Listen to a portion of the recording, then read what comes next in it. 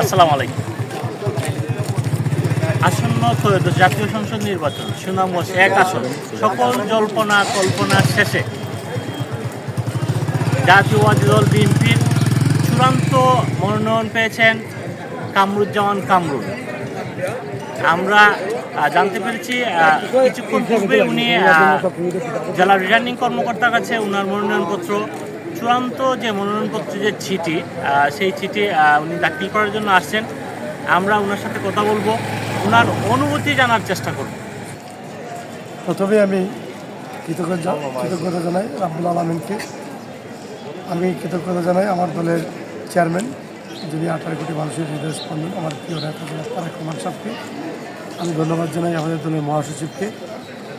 ধন্যবাদ জানাই যারা আমার অভিভাবক, সুনামগঞ্জ 1 আসনের সর্বস্তরের জনগণ, হিন্দু মুসলিম বৌদ্ধ খ্রিস্টান সকল মানুষের ভালোবাসার রেজাল্ট এই চূড়ান্ত মনোনয়ন। এই প্রচেষ্টা আমার না, এই মনোনয়ন আমার না, এই মনোনয়ন হচ্ছে সুনামগঞ্জ 1-এর সর্বস্তরের জনগণের। আমার এই মনোনয়ন পাইতে গিয়ে দেশে এবং বিদেশে অনেক মানুষ, অনেক শুভাকাঙ্ক্ষী ওনারা আমাকে সহযোগিতা করেছে। ইলেকট্রনিক মিডিয়া, প্রিন্ট মিডিয়া সকল ভাইদেরকে আমি কৃতজ্ঞতা জানাই, ধন্যবাদ জানাই। সর্বশেষ করে হচ্ছে আমাদের দলের চেয়ারম্যান বারবার বলেন এই নির্বাচন কঠিন নির্বাচন। এই নির্বাচনে আমরা সকল বিভাগ ভুলে গিয়ে একসাথে ঐক্যবদ্ধ হয়ে আমরা সকল মানুষ একসাথে কাজ করব।